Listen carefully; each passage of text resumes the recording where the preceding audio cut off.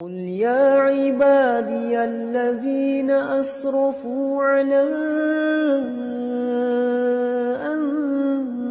أنفسهم لا تقنطوا من رحمة الله إن الحمد لله نحمده ونستعينه ونستغفره ونعوذ بالله من شرور أنفسنا ومن سيئات أعمالنا من يهده الله فلا مضل له ومن يضلل فلا هادي له أشهد أن لا إله إلا الله وحده لا شريك له وأشهد أن محمدا عبده ورسوله لا نبي بعد أما بعد يا أيها الذين آمنوا اتقوا الله حق تقاته ولا تموتن إلا وأنتم مسلمون يا أيها الناس اتقوا ربكم الذي خلقكم من نفس واحدة وخلق منها زوجها وبث منهما رجالا كثيرا ونساء واتقوا الله الذي تساءلون به والأرحام إن الله كان عليكم رقيبا يا أيها الذين آمنوا اتقوا الله وقولوا قولا سديدا يصلح لكم أعمالكم ويغفر لكم ذنوبكم ومن يطع الله ورسوله فقد فاز فوزا عظيما أما بعد فإن أصدق الحديث كتاب الله وخير الهدي هدي محمد صلى الله عليه وسلم وشر الأمور محدثاتها فإن كل محدثة بدعة وكل بدعة ضلالة. إخوة الإسلام, saudara kaum muslimin, para tetamu Allah rahimani wa rahimakumullah. Alhamdulillah, Allah Subhanahu wa taala kembali berikan kepada kita kesempatan kita masih bisa duduk di dalam masjid Rasulullah sallallahu alaihi wasallam untuk melaksanakan ibadah kepada Allah Subhanahu wa taala di tempat yang mulia, di kota yang barakah. Karena memang Nabi sallallahu alaihi wasallam pernah berdoa kepada Allah Subhanahu wa taala, Allahumma barik lana fi madinatina. Ya Allah, berikan keberkahan terhadap kota Madinah kami. Artinya sebagaimana Mekah merupakan tanah yang barakah, maka demikian pula dengan kota Madinah, tanah yang barakah. Dan alhamdulillah Allah Subhanahu wa taala berikan kepada kita kesempatan untuk bisa berada di tanah yang barakah walaupun hanya beberapa hari saja. Tujuan dan harapannya adalah bagaimana kita ingin memaksimalkan ibadah kepada Allah Subhanahu wa taala agar Allah ampunkan dosa-dosa kita, Allah berikan kepada kita pahala, dan memang semua tujuan kita adalah bagaimana kita bisa dimasukkan oleh Allah Subhanahu wa taala ke dalam surga dan dihindarkan dari api neraka, dan memang itu merupakan keberuntungan yang sesungguhnya. Allah Subhanahu wa taala menyebutkan, "Faman zuhziha 'anil nari wa udkhilal jannata faqad faz." Barang siapa yang terhindar dari api neraka, masuk ke dalam surga, maka merekalah orang-orang yang paling beruntung yang sesungguhnya. Dan itu merupakan tujuan kita datang ke kota Mekah, ke kota Madinah untuk meraih ampunan dan kasih sayang Allah Subhanahu wa taala. Kemudian salawat beriringkan salam semoga senantiasa tercurahkan buat junjungan alam Nabi kita yang mulia, uswah dan qudwah kita bersama Muhammad bin Abdullah sallallahu alaihi wasallam. Di antara kewajiban yang tidak boleh kita lewatkan ikhwatul Islam adalah selalu dan senantiasa mengucapkan salam dan salawat kepada Rasulullah sallallahu alaihi wasallam. Namun poin penting yang ingin kami sampaikan, terutama dikala kita mengucapkan salam dan salawat kepada Nabi sallallahu alaihi wasallam, ibadah ini merupakan ibadah yang luar biasa. Sehingga apabila ada orang yang bersalawat kepada Nabi sallallahu alaihi wasallam, yang pertama kali tujuannya adalah al-imtithalu li amrillah, karena ingin melaksanakan perintah Allah Subhanahu wa taala. Sehingga apabila ada seorang hamba yang bersalawat kepada nabinya, maka seolah-olah dia melaksanakan apa yang Allah perintahkan. Dan tentunya Allah memerintahkan kepada kita, ya ayyuhalladzina amanu sallu alaihi wa sallimu taslima. Artinya ini adalah ibadah yang luar biasa, memiliki pahala yang sangat banyak. Namun kita juga harus ketahui bahwa ibadah ini, terutama ibadah salawat, maka salawat yang paling mulia dan yang paling luar biasa adalah salawat yang keluar dari lisan Rasulullah sallallahu alaihi wasallam. Itu poin penting yang ingin kami sampaikan di ikhwatul Islam. Artinya salawat itu adalah ibadah. Dan ketika para sahabat bertanya kepada Nabi sallallahu alaihi wasallam, pertanyaan mereka dalam berbagai macam riwayat itu hampir sama. Misalnya kita contohkan di ikhwatul Islam, riwayat yang dibawakan oleh sahabat Ka'ab bin Ujrah radhiyallahu ta'ala anhu yang dikeluarkan oleh Imam Bukhari dan Imam Muslim. Pertanyaannya, ya Rasulullah, kami tahu bagaimana mengucapkan salam, karena mengucapkan salam itu sesuatu yang sudah kita ketahui semuanya. Bahkan setiap agama samawi, salamnya sama. Karena itu adalah salam Nabi Adam dan salam keturunan Nabi Adam sampai hari kiamat, itu salamnya. Ketika Nabi Adam diperintahkan oleh Allah, wahai Adam, coba kamu lewat di dekat para malaikat tersebut. Kemudian kamu ucapkan Assalamualaikum. Maka Adam pun lewat. Kemudian dikala Adam lewat, maka Nabi Adam mengatakan Assalamualaikum kepada rombongan para malaikat. Apa jawaban para malaikat? Waalaikumsalam warahmatullah. Kemudian Adam kembali kepada Allah menceritakan apa yang terjadi. Apa kata Allah Subhanahu wa taala? Wahai Adam, ketahuilah, itu adalah tahiyatmu dan tahiyat anak cucumu. Artinya semuanya sama. Sehingga dikala kita mengucapkan salam kepada Nabi, semua orang tahu. Salam kepada Nabi, Assalamualaikum ya Rasulullah. Salam kepada Nabi, Assalamualaikum ya Nabi Allah. Salam kepada Nabi, Assalamualaikum ayuhan Nabi. Semua kalimatnya Assalamualaikum. Sehingga para sahabat mengatakan, ya Rasulullah, kami tahu bagaimana mengucapkan salam. Ajarkan kepada kami bagaimana kami mengucapkan salawat. Artinya, berarti, yang pertama, kenapa mereka bertanya kepada Nabi tentang masalah salawat? Yang pertama, bisa jadi mereka tidak tahu lafaznya. Bagaimana ucapan yang semestinya dikala mengucapkan salawat kepada baginda Nabi yang mulia. Atau yang kedua, bisa jadi mereka ingin mencari yang terbaik. Karena tidak mungkin ada kalimat yang terbaik kecuali yang keluar dari lisan Nabi SAW. Maka di saat itulah Nabi SAW dikala ditanya oleh sahabat Ka'ab bin Ujrah, ya Rasulullah, fakaifa nusalli alaik? Bagaimana kami mengucapkan salawat? Maka di saat itulah Nabi mengatakan, kalau kalian ingin bersalawat, maka ucapkanlah Allahumma salli ala Muhammad wa ala ali Muhammad kama sallaita ala Ibrahim wa ala ali Ibrahim innaka Hamidum Majid.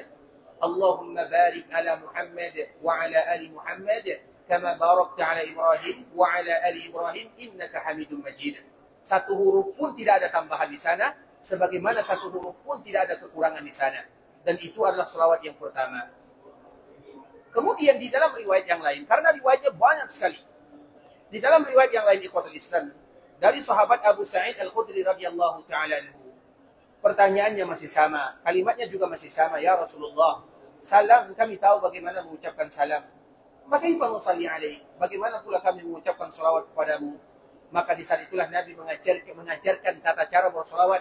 Allahumma salli ala Muhammad, abduka wa rasuluk, kama sallaita ala Ibrahim.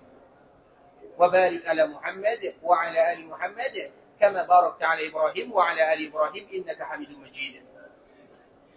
Kemudian dari sahabat yang lainnya, dari Abu Humaid As-Sa'idi radhiyallahu ta'ala anhu, masih sama ungkapannya, ya Rasulullah, bagaimana cara kami mengucapkan salawat? Maka Nabi kembali menyebutkan, kalau kalian ingin bersalawat, ucapkanlah Allahumma salli ala Muhammad wa azwajihi wa dhurriyyatihi kama sallaita ala Ibrahim wa barik ala Muhammad wa ala ali Muhammad kama barakta ala Ibrahim innaka Hamidum Majid. Kemudian begitu juga dari riwayat sahabat yang lainnya, Abu Mas'ud Al-Ansari radhiyallahu ta'ala anhu, masih sama pertanyaannya, ya Rasulullah, bagaimana kami mengucapkan salawat? Maka Nabi kembali mengatakan, katakanlah Allahumma salli ala Muhammad wa ala ali Muhammad kama sallaita ala Ibrahim wa ala ali Ibrahim wa barik ala Muhammad wa ala ali Muhammad kama barakta ala Ibrahim fil alamin innaka Hamidum Majid.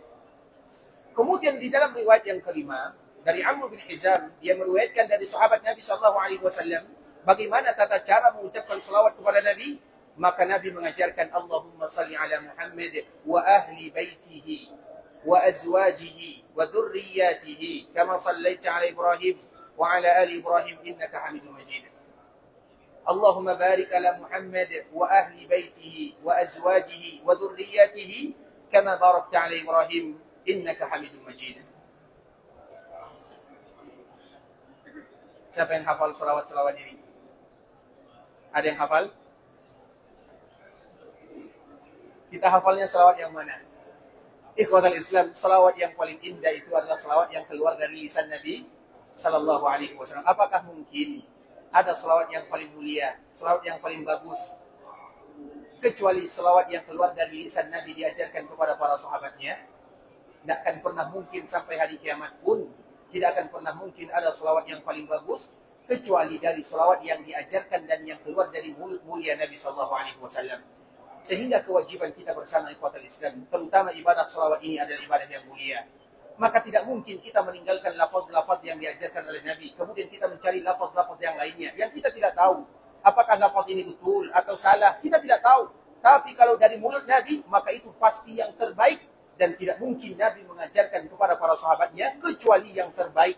Kalau ada yang terbaik, maka untuk sahabat yang pertama, untuk keluarga Nabi yang pertama, untuk putra-putri Nabi SAW, untuk orang-orang terdekat Nabi. Dan itulah lafaz-lafaz yang diajarkan oleh Nabi SAW ketika kita ingin berselawat kepada Rasulullah SAW. Dan selawat yang paling minimal ikhwatul Islam adalah dengan ucapan sallallahu alaihi wasallam. Itu adalah kadar minimal ketika seorang hamba mengucapkan selawat kepada baginda Nabi yang mulia sallallahu alaihi wasallam. Dan kita selalu mengingatkan bahawa ibadah selawat merupakan ibadah yang paling mulia. Banyak sekali pahala yang didapatkan di dalamnya. Kalau kita sudah mulai lalai, lupa berselawat kepada Nabi sallallahu alaihi wasallam, kemarin kita telah sebutkan sebuah hadis, man nasiya salati alayya khati'a tariqal jannah. Barang siapa yang lupa, lalai, tidak mau, seolah-olah tidak ingat berselawat kepada Nabi sallallahu alaihi wasallam, maka bisa jadi nanti dia salah langkah menuju surga Allah Subhanahu wa taala. Karena di antara salah satu kemuliaan mereka yang memperbanyak selawat kepada Nabi, inna awlan nasi bi yaumal qiyamah aktsaruhum alayya salata. Orang yang paling pantas terhadap diriku pada hari kiamat adalah orang yang paling banyak mengucapkan selawat kepada Rasulullah sallallahu alaihi wasallam. Tinggal bagaimana kita menghiasi hari-hari dengan mengucapkan selawat kepada Nabi sallallahu alaihi wasallam. Ikhwatul Islam, saudara kaum muslimin, para tetamu Allah rahimani wa rahimakumullah. Pada kesempatan kali ini kita akan kembali lanjutkan pembahasan yang sebelumnya, masih berkaitan dengan baginda Nabi yang mulia sallallahu alaihi wasallam. Dan kita kembali ulang ikhwatul Islam. Allah Subhanahu wa taala menyebutkan di antara salah satu sifat Rasulullah sallallahu alaihi wasallam di dalam surat Al-Furqan, wa yamshi fil aswaq. Di antara salah satu sifat baginda Nabi, Nabi adalah orang yang berjalan di pasar. Artinya apa ikhwatul Islam? Allah ingin membuktikan kepada kita bahawa Nabi sallallahu alaihi wasallam berasal dari kalian, dari bangsa kalian, dari anak Adam. Itu adalah Rasulullah sallallahu alaihi wasallam. Di dalam ayat yang lain, di akhir surah Al-Kahfi, Allah Subhanahu wa taala juga menyebutkan, qul innama ana basharun mithlukum yuha ilai. Wahai Muhammad, katakan kepada umatmu bahwa aku adalah basyarun mithlukum. Aku ini adalah manusia sama dengan kalian yang lainnya. Sebagaimana manusia mereka berkeluarga, Nabi juga berkeluarga. Sebagaimana manusia makan, Nabi juga makan. Sebagaimana manusia mereka tidur, Nabi juga tidur. Sebagaimana Nabi SAW manusia yang lainnya punya keturunan, Nabi juga punya keturunan. Itu semua ikhwatul Islam. Bahawa Nabi SAW basyarun mislukum, sama dengan kita sebagai status Abdullah. Makanya ketika Allah Subhanahu wa taala ingin memperjalankan Nabi dari tanah haram, dari Makkah Al-Mukarramah menuju Baitul Maqdis, apa kata Allah Subhanahu wa taala? Subhanalladzi asra bi'abdihi. Allah menyebut dengan kalimat abdun. Abdun itu artinya adalah hamba. Dan kita juga disebut oleh Allah Subhanahu wa taala dengan abdun, ibadur rahman. Walaupun bahasa abdun ini dia memiliki beberapa kata. Ada ibadun, ada abdun, ada abidun. Kalau ibadun itu adalah pujian. Kalau abdun itu hamba sama rata. Kalau abidun itu adalah hamba sahaya. Tapi semuanya dari kalimat yang sama, abdun. Nah, Allah dikala ingin menyebutkan tentang Nabi, subhanalladzi asra bi'abdihi, dan Nabi bangga dikala dia menjadi hamba Allah Subhanahu wa taala. Dia sama dengan kita ikhwatul Islam. Nabi manusia biasa.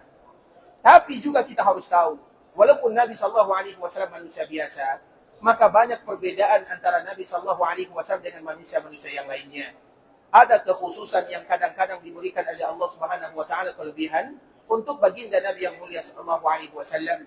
Baik itu berupa ayat atau yang kita kenal dengan istilah mukjizat atau tanda-tanda kenabian ataupun yang lainnya. Tapi walaupun demikian, Nabi tidak keluar dari konteks manusia biasa. Walaupun Allah Subhanahu wa taala berikan kelebihan-kelebihan kepada Rasulullah sallallahu alaihi wasallam. Dan kemarin kita telah menyebutkan bahwa di antara salah satu kelebihan Rasulullah sallallahu alaihi wasallam, Nabi tubuhnya, semua yang ada pada jasadnya itu adalah barokah. Sesuatu yang ada pada diri Nabi sallallahu alaihi wasallam itu adalah barokah. Bahkan dahak Nabi sallallahu alaihi wasallam atau air ludah Nabi SAW itu adalah sesuatu yang barokah. Kita contohkan misalnya ikhwatul Islam. Ketika terjadi perang Khaybar, kaum muslimin dipimpin oleh Nabi SAW menuju sebuah tempat yang bernama Khaybar. Dan Khaybar itu adalah bentengnya orang-orang Yahudi. Kemarin telah kita menyebutkan kapan terjadi perang Khaybar. Siapa masih ingat? Tahun ke-5 atau tahun ke-6? Tahun ke? Masya Allah, barakallahu fiik, Allah jika khairan. Silakan. Semoga bermanfaat ya.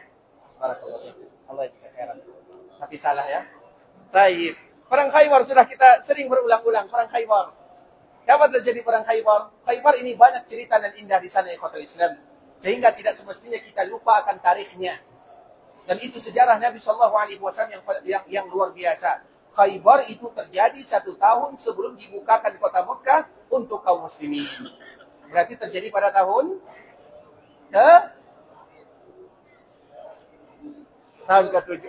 Ini yang pertama ya Pak ya, tahun ke-7 Hijriah. Silakan.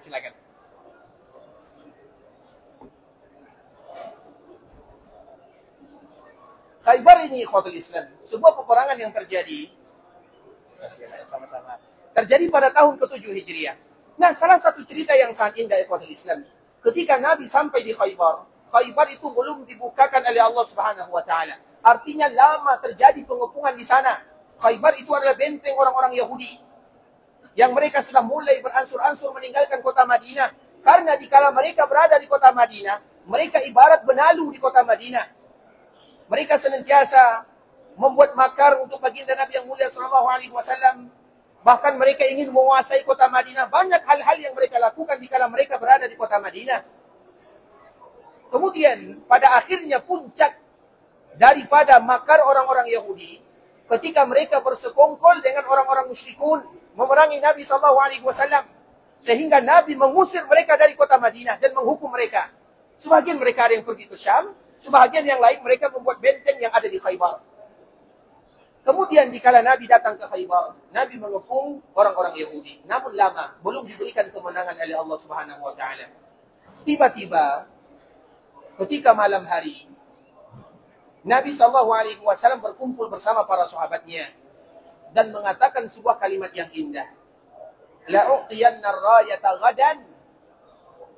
Aku akan berikan panji kepemimpinan untuk memimpin perang Khaybar rajulan, kepada salah seorang sahabat laki-laki, yuhibbullah wa rasulah wa yuhibbuhullah wa rasuluh.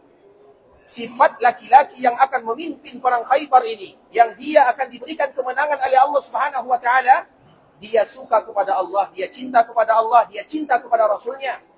Allah cinta kepadanya, Rasul pun cinta kepadanya. Berarti itu merupakan tazkiyah dari Nabi. Nabi yang memberikan pujian kepada pemimpin ini. Siapapun yang akan memimpin Khaybar, maka dia adalah orang yang cinta kepada Allah, cinta kepada Rasulnya. Allah pun cinta kepadanya, Rasul pun cinta kepadanya. Artinya sudah pasti menjadi penduduk surga. Kemudian setelah Nabi mengungkapkan kata-kata ini, maka Nabi tidak melanjutkannya. Nabi pun masuk ke dalam kemahnya. Sehingga dikala Nabi masuk ke dalam kemahnya, para sahabat yang lain mereka penasaran, kira-kira siapa yang akan ditunjuk oleh Nabi? Dan semua mereka ingin ditunjuk oleh Nabi, karena siapapun yang ditunjuk pasti akan menang. Nabi yang menyebutkan. Kemudian Nabi SAW masuk ke kemahnya. Para sahabat senantiasa tidak bisa tidur di malam hari. Bagaimana mereka bisa tidur? Ada keutamaan yang luar biasa di sana. Kemudian keesokan harinya, Nabi kembali berkumpul bersama para sahabatnya. Namun kumpul yang kedua, para sahabat berebutan siapa yang akan berada di depan Nabi SAW. Seolah-olah mereka ingin melihatkan mukanya kepada Nabi. Ia mulutnya tidak berbicara, tapi hatinya berbicara. Ya Rasulullah, tunjuk diriku yang jadi pemimpin. Bahkan Umar bin Khattab radhiyallahu ta'ala anhu menyebutkan, Umar, dia mengatakan, aku tidak pernah menginginkan jadi pemimpin.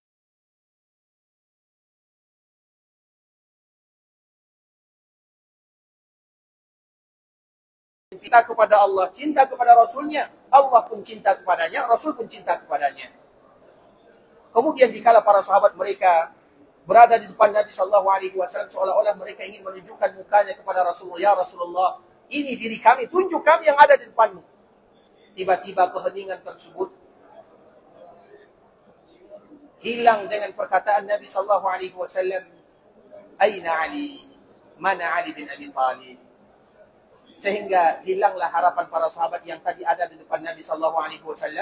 Ternyata mereka belum mendapatkan rezeki untuk menjadi orang yang memimpin perang Khaybar. Tapi harapan mereka belum putus. Kebetulan Ali pada waktu itu sedang sakit matanya. Kemudian para sahabat mengatakan, ya Rasulullah, Ali sedang sakit, jangan tunjuk dia, tunjuk kami yang ada di sini. Ali sedang sakit. Artinya berlomba-lomba, karena siapapun yang memimpin, mereka akan menang. Kemudian mereka memiliki sifat yang mulia. Kemudian setelahnya Nabi kembali mengatakan, Aina Ali? Mana Ali? Aku tidak mau kecuali Ali bin Abi Thalib, menantunya, anak angkatnya, sepupunya, keluarga Nabi yang mulia sallallahu alaihi wasallam. Kemudian para sahabat kembali mengatakan, dia sedang sakit matanya ya Rasulullah. Ramad itu sakit mata yang betul-betul tidak bisa melihat. Para sahabat mengatakan dia sedang sakit. Bagaimana dia akan menjadi pemimpin ya Rasulullah? Kalau dia sedang sakit matanya, bagaimana dia bisa melihat? Bagaimana dia bisa memimpin? Bagaimana? Seolah-olah pertanyaan sahabat Nabi SAW demikian. Kemudian Nabi tetap mengatakan, panggil Ali. Maka para sahabat pun mereka kembali memanggil Ali bin Abi Thalib, mencarinya, kemudian memapahnya, membawanya ke hadapan Nabi SAW. Kemudian betul Ali radhiyallahu taala anhu sedang sakit matanya. Dia tidak bisa lagi membuka matanya. Sakit sekali matanya. Kemudian tiba-tiba Nabi SAW melihatnya. Maka Nabi SAW pun tentunya berdoa kepada Allah Subhanahu wa taala, kemudian meniupkan sedikit air ludahnya. Ketika Nabi SAW meniupkan sedikit air ludahnya ke mata Ali bin Abi Thalib, apa kata Ali bin Abi Thalib? Semenjak Nabi melakukan yang demikian untuk diriku, semenjak itu pula aku tidak pernah lagi sakit mata untuk selama-lamanya. Artinya air ludah Nabi SAW. Apa maknanya? Berarti ludah Nabi tidak sama dengan ludah kita. Kalau ada di antara orang yang sakit mata, kemudian kita ludahi, apa yang terjadi?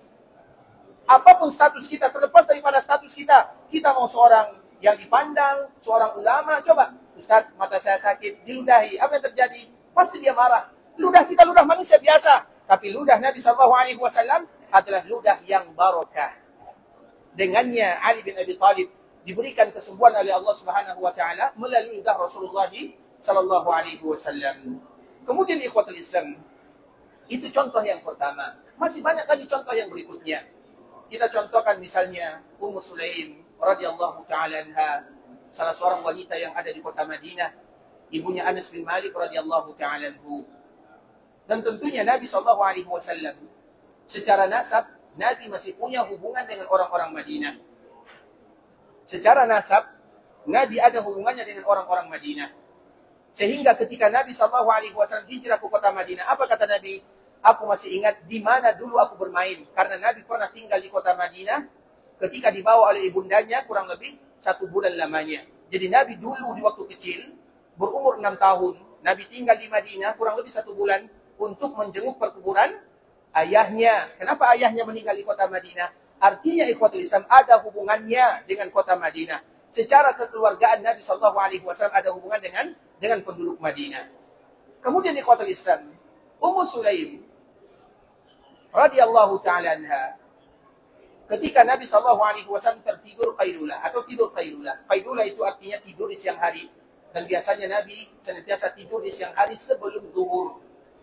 Kalau qailulah Nabi sebelum zuhur. Karena ada namanya qailulah, itu tidur di siang hari. Ada namanya hailulah, itu tidur di pagi hari setelah sholat subuh. Ada namanya ailulah, itu tidur di sore hari setelah sholat asar. Dan satu-satunya yang diizinkan bahkan dianjurkan bagi kaum muslimin adalah qailulah. Qailulah itu artinya tidur di siang hari, dan Nabi anjurkan kepada umatnya tidur di siang hari karena syaitan tidak tidur, kata Nabi SAW. Artinya Nabi menganjurkan kepada kita untuk istirahat di siang hari sejenak. Dan qailulah Nabi SAW tidak terlalu lama, 15 menit, 20 menit. Kemudian ikhwatul Islam, ketika Nabi SAW tidur, dengan keadaan Madinah yang ada, kita tahu bagaimana Madinah, kadang cuacanya panas, kadang dikala kita tidur, tidak ada pendingin, tidak ada AC, tidak ada aircon, dan tidak ada yang semisalnya. Sehingga Nabi SAW kalau tidur, keluar keringatnya. Ketika keluar keringat Nabi SAW, maka dikumpulkan oleh sahabiat Nabi SAW ini. Dan Nabi mengetahuinya. Sehingga Nabi bertanya, wahai fulanah, wahai Ummu Sulaim, apa yang kamu lakukan? Maka Ummu Sulaim ini mengatakan, aku mengumpulkan keringatmu ya Rasulullah, karena keringatmu ini akan aku jadikan sebagai minyak wangi untuk keluargaku. Artinya, keringat Nabi SAW, keringat. Tadi kita di awal menyebutkan Nabi SAW manusia biasa, iya. Tapi ada perbezaan antara Nabi SAW dengan kita banyak. Salah satunya adalah masalah keberkahan. Sehingga sahabat Nabi SAW ini, dia mengumpulkan keringat Nabi SAW, memasukkan ke dalam sebuah botol yang kecil untuk dijadikan sebagai minyak wangi. Karena memang keringat Nabi SAW wangi dan indah. Tidak sama dengan keringat kita. Keringat kita pun kita yang menciumnya, kita juga tidak sedap rasanya. Apalagi kalau orang lain yang menciumnya. Makanya disebutkan dengan istilah, keringat Nabi ibarat kasturi, keringat kita ibarat terasi. Artinya tidak sama yang pada Islam. Iya, Nabi manusia biasa. Tapi banyak perbezaan antara Nabi SAW dengan manusia biasa. Artinya itu merupakan kelebihan yang diberikan oleh Allah Subhanahu Wa Taala kepada Rasulullah yang tidak bisa dikiaskan kepada manusia mana saja. Kepada manusia mana saja tidak bisa dikiaskan. Siapapun dia, bagaimanapun statusnya, tidak mungkin pernah dia sama dengan baginda Nabi yang mulia SAW. Nabi diberikan kelebihan oleh Allah dari segi fisik, dari segi keberkahan, makanya semuanya barokah. Rambut Nabi misalnya kita contohkan. Kemarin kita contohkan pakaian Nabi SAW. Sebelumnya juga kita contohkan kulit Nabi SAW. Sekarang rambut Nabi SAW. Nabi ikhwatul Islam memiliki rambut yang indah. Rambut Nabi antara rambut Nabi Isa dengan Nabi Musa. Nabi Musa keriting, Nabi Isa lurus, Nabi berada di tengah-tengahnya.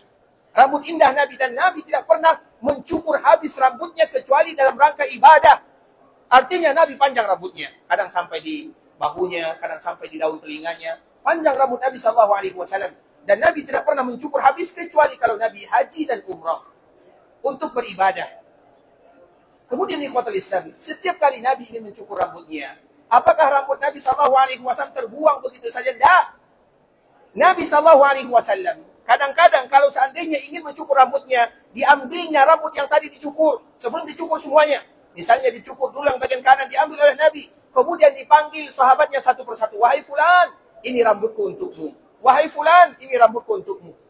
Karena tidak ada satupun rambut Nabi yang terjatuh ke tanah, kecuali para sahabat akan mengambilnya. Kenapa mereka mengambilnya? Rambut Nabi barokah. Kenapa rambut Nabi barokah? Allah yang memberikan keberkahan terhadap rambut Nabi SAW, sebagaimana Allah berikan keberkahan untuk jasad Nabi itu sendiri. Apakah bisa dikiaskan dengan orang lain? Tidak, ikhwatul Islam. Rambut siapapun di dunia tidak akan pernah bisa dikiaskan dengan baginda Nabi yang mulia SAW. Artinya, begitulah fisik-fisik Nabi SAW. Fisik Nabi mulai dari keringatnya, rambutnya, ludahnya, dahaknya. Bahkan dahak Nabi SAW disebutkan dalam sebuah hadis tidak pernah sampai ke tanah kecuali para sahabat menampungnya. Kemudian mereka akan menjadikan sebagai olesan di badannya dan di bajunya. Barokah, indah. Itu Nabi. Walaupun Nabi manusia biasa, namun banyak perbedaan yang Allah berikan kepada Rasulullah SAW. Nah, apa tujuannya kita mengatakan yang demikian? Karena begitu pula lah nanti ketika Nabi SAW dikuburkan, ketika Nabi wafat, maka tentunya jasad Nabi SAW berbeza dengan jasad manusia yang lainnya. Nabi berbeda. Dan awal daripada perbedaan jasad Nabi dengan jasad manusia biasa adalah ungkapan yang disebutkan oleh Abu Bakar As-Siddiq, "Tibta hayyan wa mayyita." Ketika Abu Bakar melihat Nabi SAW terbujur di rumah putrinya Ibunda Aisyah radhiyallahu ta'ala anha, yang mana wajah Nabi tertutup dengan pakaian yang berasal dari Yaman. Kemudian Abu Bakar membukanya, mencium kening Nabi baginda Nabi yang mulia. Kemudian di saat itulah Abu Bakar mengatakan, "Ya Rasulullah, alangkah indahnya dirimu dikala engkau hidup, dan alangkah indahnya dirimu dikala engkau meninggal." Tidak ada bedanya. Artinya Nabi mulia, jasad Nabi utuh dan dijaga oleh Allah Subhanahu wa taala.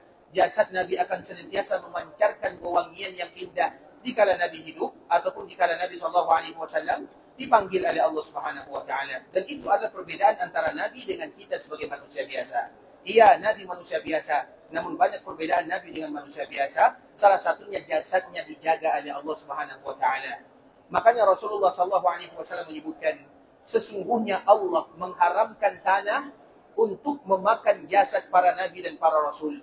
Dan salah satunya Allah mengharamkan tanah yang ada di kota Madinah untuk memakan jasad Nabi SAW. Artinya ikhwatul Islam, jasad Nabi akan utuh sampai dibangkitkan oleh Allah Subhanahu wa taala.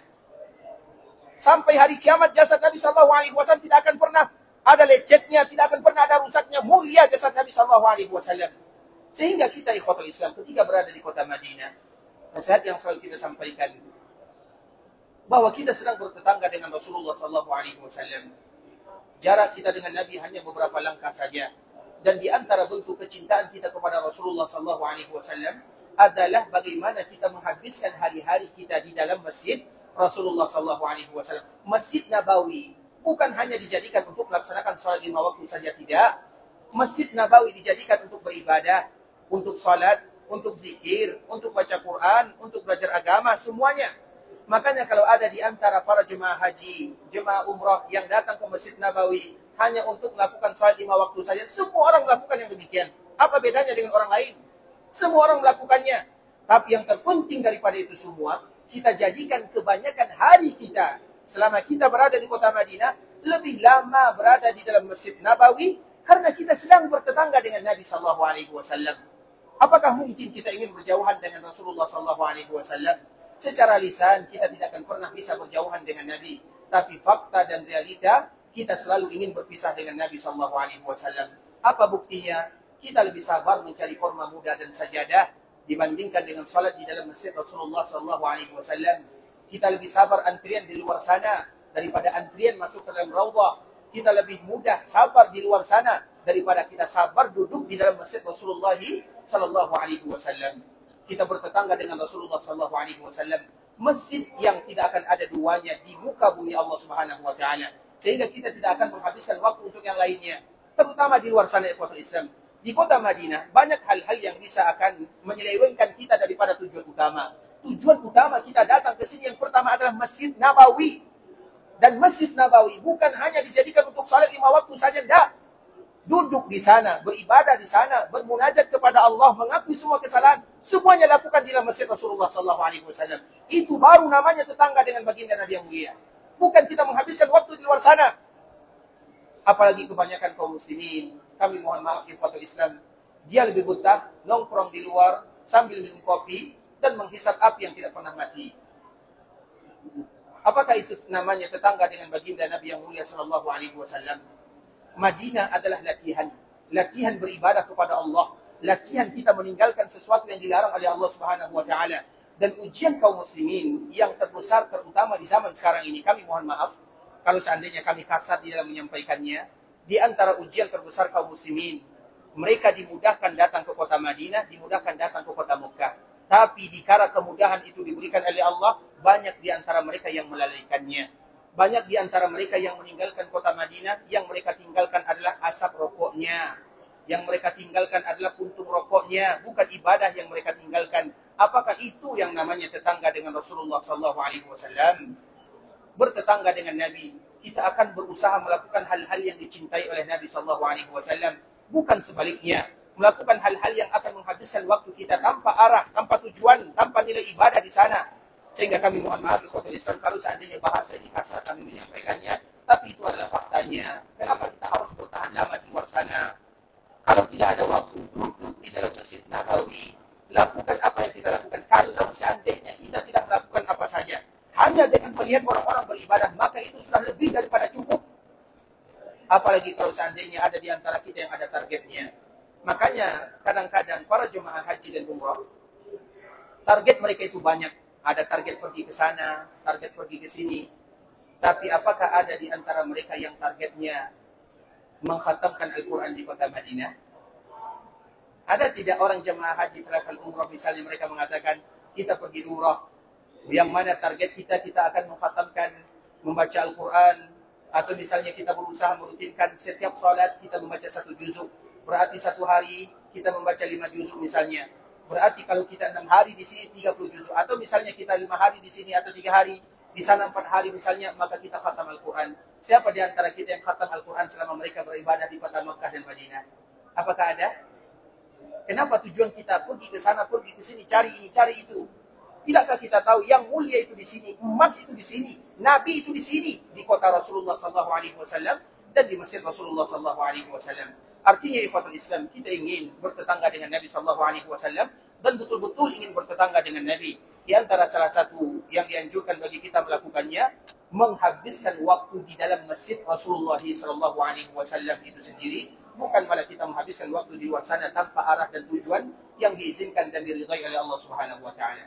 Kemudian di kota Islam kita kembalikan kepada hadis Nabi SAW bahwa Nabi dijaga oleh Allah Azza wa Jalla. Jasad Nabi jasad yang utuh, tidak akan pernah disentuh oleh tanah, tidak akan pernah dimakan oleh tanah, karena Allah haramkan tanah untuk memakan jasad baginda Nabi yang mulia, sebagaimana Allah juga haramkan tanah untuk memakan jasad para nabi dan para rasul yang lainnya. Dan itu merupakan di antara beberapa hal yang membedakan antara Rasulullah SAW dengan manusia-manusia biasa. Kemudian di kota Islam, ketika Rasulullah SAW wafat dan para sahabat mereka yakin bahwa Nabi SAW sudah wafat, kemudian mereka telah menunjuk seorang pemimpin yang bernama Abu Bakar As-Siddiq radhiyallahu taala anhu, maka dilakukanlah baiat untuk sahabat Abu Bakar As-Siddiq, baiat secara khusus dan baiat secara umum. Kemudian pekerjaan yang selanjutnya yang akan dilakukan oleh para sahabat Nabi SAW adalah bagaimana mengurus jasad Nabi SAW yang sudah terbujur kaku di rumah ibunda kita Aisyah radhiyallahu taala anha. Artinya yang pertama kali sahabat ingin melakukannya adalah memandikan jasad Nabi SAW. Kemudian ikhwatul Islam, di dalam sebuah hadis yang dibawakan oleh ibunda kita Aisyah radhiyallahu taala anha, "Lamma aradu ghaslan Nabi sallallahu alaihi wasallam qalu." Ketika para sahabat mereka sudah sepakat bahwa Nabi betul-betul dipanggil oleh Allah Subhanahu wa taala, maka yang pertama kali mereka ingin melakukannya adalah memandikan jasad Nabi yang mulia. Ketika mereka hendak memandikan Nabi sallallahu alaihi wasallam, terjadi lagi perbedaan yang lain. Qalu, mereka pun mengatakan, "Wallahi ma nadri anu jarridu Rasulullah sallallahu alaihi wasallam min siyabihi." Ketika Nabi wafat, Nabi sedang memakai pakaian. Kemudian dikala mereka memandikan Nabi sallallahu alaihi wasallam, maka mereka bertanya, bagaimana tata cara kita memandikan Nabi sallallahu alaihi wasallam? Apakah sama dengan manusia yang lainnya atau berbeda? Artinya apa ikhwatul Islam? Nabi memakai pakaian. Apakah mungkin, karena biasanya apabila kita dimandikan, ada orang yang dimandikan, maka akan dibuka pakaiannya. Terutama bagi mereka yang biasa memandikan jenazah kaum muslimin, maka yang pertama kali dilakukan memandikan, sebelum dimandikan harus dibuka dulu pakaiannya. Nah, para sahabat bertanya, "Anu jarridu Rasulullah sallallahu alaihi wasallam min thiyabi?" Apakah kita menanggalkan pakaian Nabi sebagaimana kita menanggalkan pakaian manusia yang lainnya? Artinya apakah sama? Maka di saat itulah para sahabat tidak ada jawabannya. Mereka pun menunggu dalam waktu yang lama. Karena mereka ragu, kalau ditanggalkan pakaian Nabi, maka nanti aurat Nabi terbuka dan tersingkap. Dan Nabi SAW manusia biasa, tapi Nabi tetap dijaga kehormatannya. Hidupnya Nabi, wafatnya Nabi tetap dijaga kehormatannya sama. Sama dengan kita dikala berziarah ke perkuburan Nabi SAW. Di antara salah satu adab yang dianjurkan bagi kaum muslimin melakukannya, jangan mengangkat suara. Dan ayat ini turun ketika Nabi SAW hidup dan diterapkan oleh para sahabat Nabi dikala Nabi hidup. Bahkan ada salah seorang sahabat yang suaranya lantang, suaranya kuat. Kemudian dikala ayat ini turun, la tarfa'u aswatakum fawqa sautin Nabi. Jangan kalian angkat suara kalian di atas suara Nabi. Maka sahabat ini tidak lagi mau berkumpul dan tidak lagi datang ke Masjid Nabawi. Sehingga Nabi bertanya, "Mana fulan bin fulan?" Maka ada yang mengatakan dia di rumahnya ya Rasulullah. Kenapa dia tidak hadir? Maka para sahabat mengatakan, "Ya Rasulullah, dia takut akan ayat yang diturunkan kepada dirimu." Apa ayat yang dia takuti? Maka Allah mengatakan atau para sahabat mengatakan, "Jangan angkat suara kalian." Dan dia takut suaranya lebih kuat daripada suaramu ya Rasulullah. Begitulah para sahabat menjaga adab kepada Rasulullah SAW. Mereka tidak mengangkat suaranya. Nah, adab ini apakah masih berlaku di kala Nabi SAW sudah meninggal? Masih. Kalau ada di antara kaum muslimin ketika mereka berada di samping perkuburan Nabi, baik salat di Raudhah, karena Raudhah berada di samping perkuburan Nabi, atau dikala mereka berziarah ke perkuburan Nabi, kalau mereka mengangkat suara, berarti mereka orang yang kurang beradab kepada Rasulullah SAW. Karena Allah yang melarangnya. Artinya hak Nabi dikala Nabi hidup, itu juga hak Nabi dikala Nabi sudah dipanggil oleh Allah Subhanahu wa taala. Makanya dikala ada salah seorang yang mengangkat suaranya di samping perkuburan Nabi SAW, Maka Umar bin Khattab radhiyallahu ta'ala anhu memerintahkan salah seorang sahabatnya untuk memanggil dua orang ini, karena ada dua orang. Kemudian dipanggil oleh sahabat ini, diarahkan kepada Umar bin Khattab radhiyallahu ta'ala anhu. Kemudian sesampainya di depan Umar, maka Umar bertanya, kalian berasal dari mana? Maka keduanya mengatakan, kami berasal dari Taif. Kemudian apa kata Umar bin Khattab? Kalau kalian berasal dari Madinah, maka aku akan hukum kalian dengan seberat-beratnya. Kenapa kalian mengangkat suara di samping Nabi SAW? Kemudian Umar pun membacakan, la tarfa'u aswatakum fawqa sautin Nabi. Jangan kalian angkat suara kalian. Artinya bahwa hak dan kewajiban di kala Nabi hidup ada juga di kala Nabi SAW sudah meninggal. Begitu juga dengan para sahabat Nabi SAW. Di antara salah satu hak umat Nabi atau hak Nabi SAW, kewajiban umat Nabi SAW kepada nabinya, melindungi Nabi, menghormati Nabi, menjaga wibawa Nabi SAW. Salah satunya pakaian Nabi. Tidak mungkin, apakah mereka ragu? Dikala memandikan Nabi, apakah mungkin mereka akan membuka pakaian Nabi semuanya? Sebagaimana pakaian orang lain juga dibuka, mereka bertanya-tanya. Mereka tidak tahu jawabannya. Dan inilah permasalahan pertama yang terjadi kepada sahabat Nabi ketika Nabi sudah dipanggil oleh Allah Subhanahu wa Ta'ala. Makanya wafat Nabi di ikhwatul Islam adalah musibah bagi kaum muslimin. Dan musibah yang paling berat ketika Nabi wafat, bahwa wahyu itu sudah terputus dari langit. Yang namanya wahyu sudah terputus dari langit. Kalau di zaman Nabi hidup, kemudian para sahabat mereka berbeda, ada yang memberikan keputusan, ada yang melerainya, ada yang menyelesaikannya. Sekarang ketika Nabi wafat, siapa yang menyelesaikannya? Tidak ada. Nabi sudah dipanggil oleh Allah Azza wa Jalla. Maka di antara salah satu yang membuat para sahabat itu sedih, dengan wafatnya Nabi, wahyu langit itu sudah tertutup. Tidak ada lagi yang namanya wahyu dari Allah Subhanahu wa Ta'ala sepeninggalnya baginda Nabi yang mulia sallallahu alaihi wasallam. Kemudian mereka mengatakan, wallahi ma nadri an nujarridu Rasulullah sallallahu alaihi wasallam min thiyabi kama nujarridu mautana. Kami tidak tahu apakah kami harus membuka pakaian Nabi sebagaimana membuka pakaian kaum muslimin yang lainnya, am nughasiluhu alaihi thiyabu, atau kami memandikan Nabi tetap dengan pakaian yang menempel di jasadnya. Ketika mereka tidak tahu, mereka pun menunggu. Dan ini juga di antara alasan kenapa Nabi lambat dikuburkan. Kemarin Nabi lambat dikuburkan karena ingin mencari pemimpin setelah Nabi. Siapa yang akan menggantikan Nabi? Kemudian setelah diketahui siapa yang akan menggantikan Nabi, mereka berbeda kembali. Bagaimana tata cara kita memandikan Nabi? Dikala mereka berbeda, tidak tahu jawabannya. Terpaksa mereka menunggu lagi. Belum ada solusi di sana. Kemudian apa yang terjadi ikhwatul Islam? Falamma ikhtalafu. Ketika para sahabat mereka berbeda bagaimana tata cara memandikan baginda Nabi yang mulia. Alqallahu azza wa jalla alaihimun nauma hatta ma minhum rajulun illa wa zaqnuhu fi sadri. Maka ketika itulah Allah menurunkan kepada semua para sahabat yang ada rasa ngantuk yang luar biasa. Sehingga tidak ada satupun di antara mereka yang terbangun kecuali dagunya menempel di dadanya. Artinya betul-betul tidur. Dan tidur dikala mendapatkan musibah itu sesuatu yang janggal. Tidak mungkin para sahabat tidur ikhwatul Islam sedangkan Nabi wafat. Jangankan Nabi yang wafat, kalau ada anak kita, keluarga kita, tetangga kita, orang terdekat kita, kalau dia wafat, apakah bisa bagi kita tidur? Sulit bagi kita tidur ikhwatul Islam. Tiba-tiba Allah berikan rasa tidur kepada para sahabat Nabi yang mulia. Kenapa? Maka tentu ada sesuatu yang ingin disampaikan kepada mereka.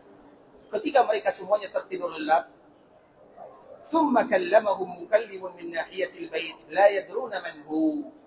Tiba-tiba ada suara dari pojok rumah ibunda kita Aisyah radhiyallahu ta'ala anha, yang mana tidak satu pun di antara para sahabat yang tahu suara ini siapa yang berbicara dan dari mana asalnya. Mereka tidak tahu. Yang mereka tahu ada suara dari pojok rumah Aisyah, kemudian dia menyampaikan. Apa yang dia sampaikan?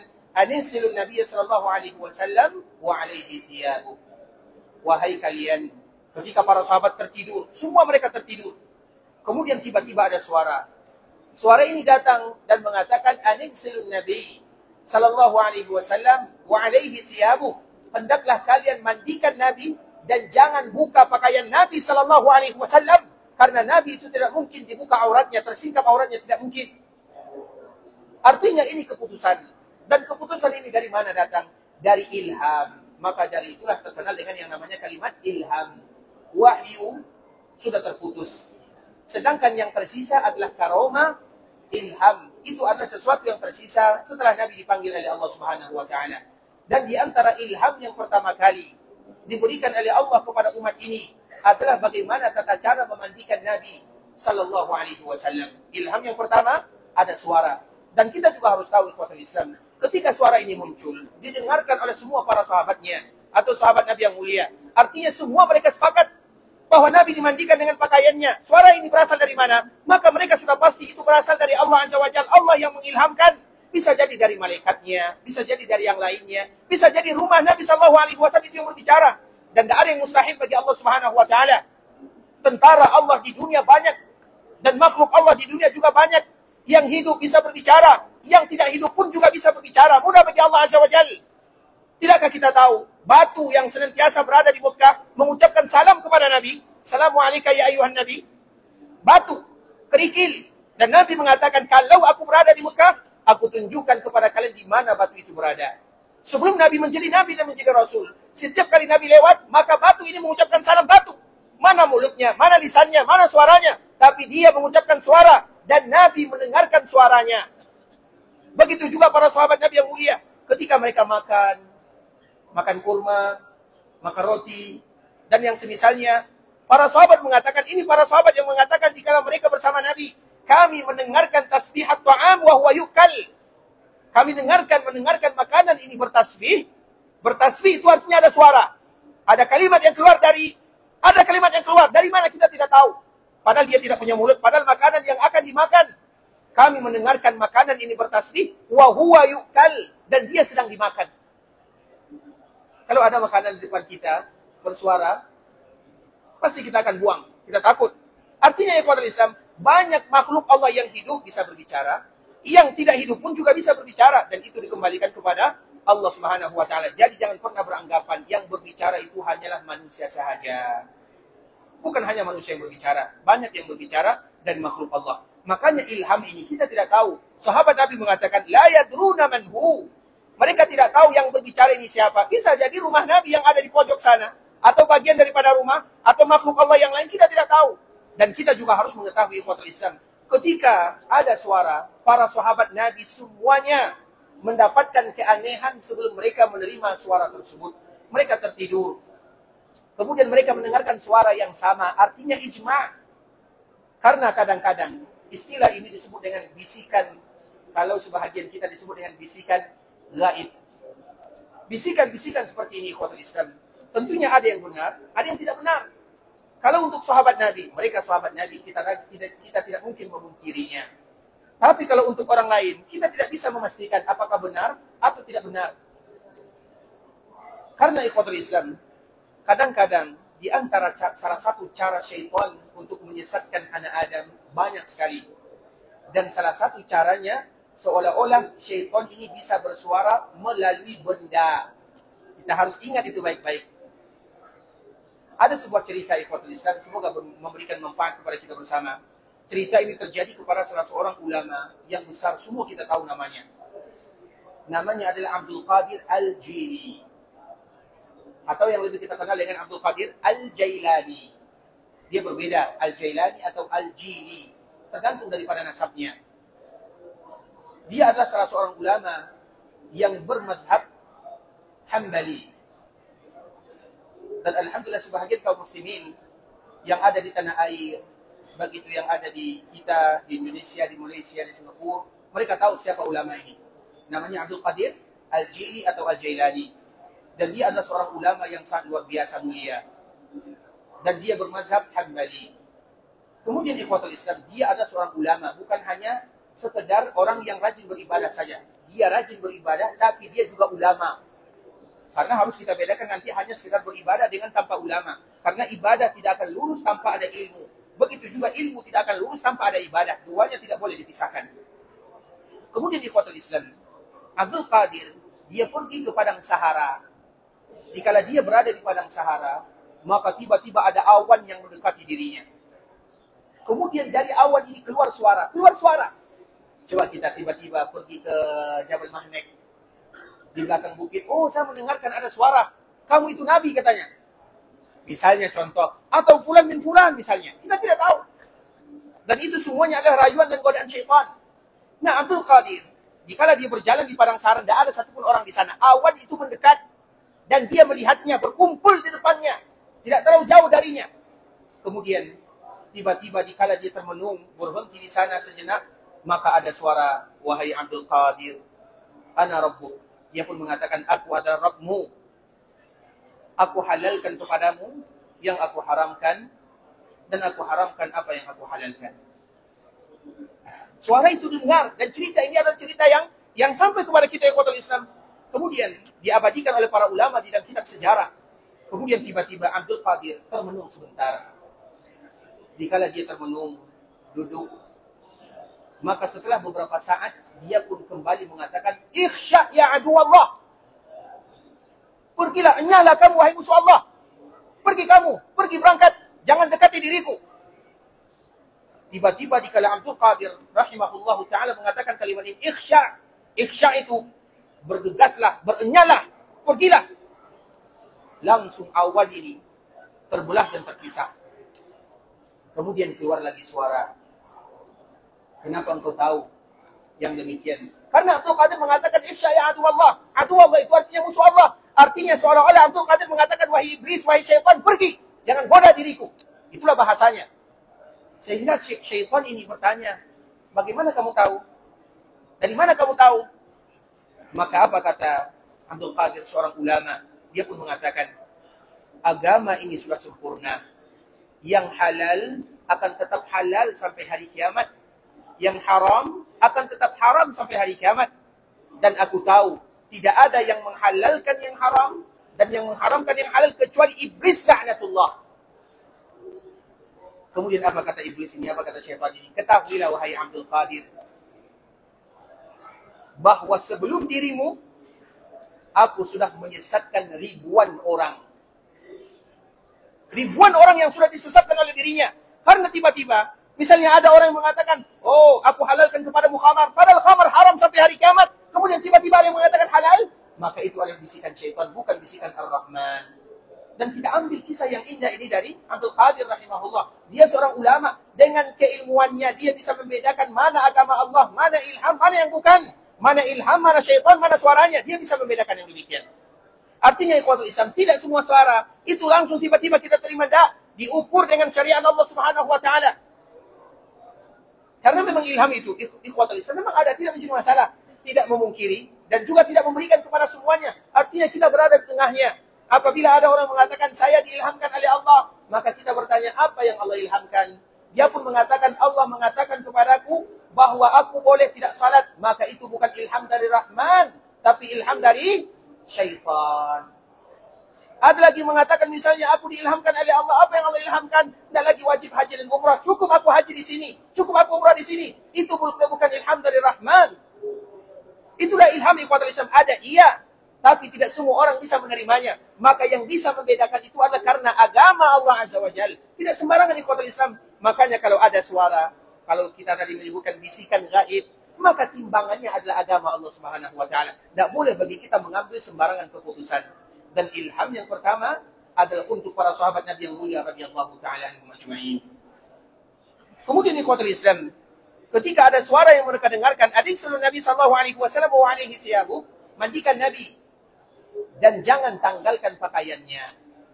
Faqamu, maka mereka pun mulai berdiri semuanya. Mereka pun dikala mendengarkan suara ini mereka bangun dari tidurnya. Kemudian mereka berdiri. Faghasalu wa alaihi siyab wa alaihi qamisu, maka mereka pun memandikan Nabi sallallahu alaihi wasallam. Dan yang memandikan Nabi, siapa yang masih ingat siapa yang memandikan Nabi sallallahu alaihi wasallam? Silakan. Siapa? Ali bin Abi Thalib. Siapa lagi? Siapa? Satu saja. Dia ada 6, 3 lah diskon. Dia ada 6 orang. Ali bin Abi Thalib yang pertama. Tengok dulu Google ya. Baik, yang lain, silakan. Abu Bakar, Masya Allah. Ali, Masya Allah. Barakallahu fiik, Allah khairan. Kasih ya, wa iyyakum. Abu Bakar tidak masuk ya. Jadi salah jawabannya. Baik, yang lain. Siapa yang tahu? Siapa memandikan Nabi sallallahu alaihi wasallam? Yang memandikan Nabi ikhwatul Islam, mereka jugalah yang menjaga Nabi di kala Nabi sakit. Mereka jugalah yang nanti akan menguburkan Nabi, mengkafankan Nabi, mereka semuanya. dan mereka tidak keluar dari keluarga Nabi sallallahu alaihi wasallam. Siapa yang memandikan Nabi? Siapa? Abdullah bin Abbas, satu. Siapa lagi?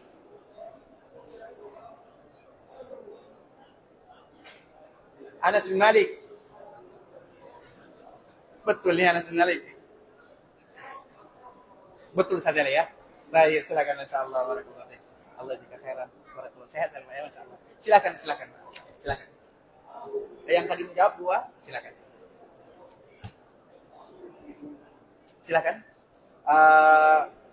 Untuk Bapak satu ya, terima kasih. Barakallahu fiikum ikhwatul Islam. Mereka yang memandikan Nabi sallallahu alaihi wasallam sebagaimana tadi yang kita sebutkan, mereka memandikan Nabi, mereka lah yang selalu menjaga Nabi dikala Nabi sakit. Jadi mereka ini harus kita hafal namanya. Dan mereka tidak lain tidak bukan adalah keluarga Nabi itu sendiri. Dan insyaallah besok kita sambung. Kita cari dulu ya siapa yang memandikan Nabi sallallahu alaihi wasallam. Besok siapa yang sudah dapat langsung angkat tangan ya. Ustaz, yang memandikan Nabi fulan. Tadi khotul Islam saudara kaum muslimin, para tetamu Allah rahimani wa rahimakumullah. Sampai di sini pembahasan yang bisa kita jelaskan. Semoga dengan kita mengetahui bagaimana keadaan Nabi sallallahu alaihi wasallam itu adalah bentuk sayang dan cinta kita kepada Rasulullah sallallahu alaihi wasallam. Sebuah ungkapan yang selalu kami ingatkan bahwa di antara tanda cinta seseorang kepada baginda Nabi yang mulia diukur bagaimana pengetahuan mereka tentang Nabi itu sendiri. Orang yang mengatakan cinta kepada Nabi, saya cinta kepada Nabi, maka ujian pertama untuk dirinya membuktikan dia betul cinta atau cintanya hanyalah cinta yang bertepuk sebelah tangan adalah ditanya kepada dirinya, seberapa banyak kamu mengetahui tentang Nabimu? Seberapa banyak kamu mengetahui tentang sejarah Nabi, tentang perjuangan Nabi, tentang pengorbanan Nabi, tentang agama Nabi, tentang hadis Nabi, tentang sunnah Nabi. Itulah ukurannya. Karena mengatakan cinta kepada Nabi, semua kita bisa mengatakannya. Aku cinta kepada Nabi, semua kita bisa mengatakannya. Kalimat yang mudah saja. Sama dengan kita bersyukur kepada Allah. Di antara bentuk bersyukur kepada Allah adalah Alhamdulillah. Tapi itu adalah sesuatu yang mudah. Dan syukur itu bukan hanya mengucapkan kalimat Alhamdulillah. Itu bagian kecil daripada syukur. Begitu juga cinta Nabi. Mengatakan dengan lisan itu bagian daripada cinta. Bukan cinta semuanya. Sehingga para ulama mengatakan di ikhwatul Islam, kalau kalian ingin mengetahui kadar dan besarnya cinta seorang hamba kepada baginda Nabi yang mulia, maka dilihat bagaimana pengetahuan mereka tentang Nabi itu sendiri. Artinya ikhwatul Islam, bagi kita yang mengatakan kami cinta kepada Nabi, maka bertanyalah kepada diri sendiri, sudah berapa banyak kitab sejarah Nabi yang kita baca, perjuangan dan pengorbanan Nabi yang kita tamatkan, hadis-hadis Nabi yang kita baca, sunnah-sunnah Nabi yang kita terapkan, baru itu namanya cinta kepada Rasulullah sallallahu alaihi wasallam. Dan kita berharap kepada Allah agar kita semuanya betul-betul menjadi orang yang mencintai Rasulullah sallallahu alaihi wasallam. Dengan kita cinta kepada Nabi, maka Nabi pun cinta kepada kita. Sehingga cinta kita dengan Nabi, cinta yang menyambung atau cinta yang ada koneknya. Kemudian harapan dan tujuannya adalah termasuk dalam hadis yang disebutkan oleh baginda Nabi yang mulia, al-mar'u ma'a man ahabba. Sesungguhnya seseorang akan dikumpulkan oleh Allah bersama orang-orang yang dia cintai. Dan sebagaimana Allah berikan kepada kita rezeki bisa bertetangga dengan Nabi dalam kehidupan dunia, maka kita pun berharap agar kita bisa bertetangga Nabi di dalam surga untuk selama-lamanya. Sebagaimana kita juga memberikan motivasi kepada kita bersama ikhwatul Islam selama kita berada di kota Madinah, ingatlah di antara salah satu ibadah yang tidak ada duanya di dunia, bahkan di Mekah pun tidak ada, yaitu belajar agama di dalam Masjid Nabawi. Belajar agama di dalam Masjid Nabawi, belajar agama dimanapun mulia. Tapi belajar agama di dalam Masjid Nabawi mulianya berlipat ganda. Mengapa demikian? Karena Nabi SAW yang menyebutkan orang yang Allah Ta'ala. Dan semoga waktu yang kita luangkan, waktu yang kita habiskan dulu di Masjid Nabawi, yang semestinya kita ingin istirahat atau kita ingin melakukan kegiatan yang lainnya, kita habiskan untuk duduk di Masjid Nabawi, mendengarkan hadis-hadis Nabi ataupun perjuangan Nabi. Semoga itu termasuk bagian daripada jihad di jalan Allah Subhanahu wa Ta'ala. Ikhwatul Islam, saudara kaum muslimin, para tetamu Allah rahimani wa rahimakumullah. Sampai di sini pembahasan yang bisa kami jelaskan. Yang benar dari Allah Subhanahu wa Ta'ala, yang salah sudah pasti dari diri kami pribadi karena kurangnya ilmu kami, karena kebodohan dan kejahilan kami. Kami mohon dimaafkan kalau ada kata-kata yang salah, bahasa-bahasa yang kurang tepat, kalimat-kalimat yang salah kami dalam menyampaikannya. Dan semoga Allah Subhanahu wa Ta'ala berikan kemudahan kepada kita bersama. Kalau ada di antara kita yang ingin pergi ke Mekah Mukarramah, kita bermohon dan berharap kepada Allah agar semua ibadah yang mereka lakukan diterima oleh Allah. agar doa-doa yang mereka panjatkan dikabulkan oleh Allah, agar ibadah umrah yang mereka lakukan dijadikan umratan mabrurah, wa sa'yan mashkura, wa dhanban maghfura. Kalau ada di antara kita yang ingin pulang ke kampung halaman, semoga Allah berikan kemudahan dalam perjalanan. Allah berikan kelancaran dalam setiap urusan. Allah kumpulkan mereka bersama keluarga yang pernah mereka tinggalkan dalam keadaan sehat walafiat, dan berharap kepada Allah agar Allah senantiasa memberikan rezeki dan kelapangan kepadanya untuk bisa selalu beribadah di tanah haram Makkah dan Madinah. Kita tutup dengan mengucapkan doa kafaratul majlis. Subhanakallahumma wa bihamdika asyhadu an la ilaha illa anta astaghfiruka wa atubu ilaik. Wa sallallahu wa sallim ala nabiyyina wa habibina wa khalilina wa sayyidina Muhammadin wa ala alihi wa sahbihi wa sallama tasliman katsira. Assalamualaikum warahmatullahi wabarakatuh. قل يا عبادي الذين أسرفوا على أنفسهم لا تقنطوا من رحمة الله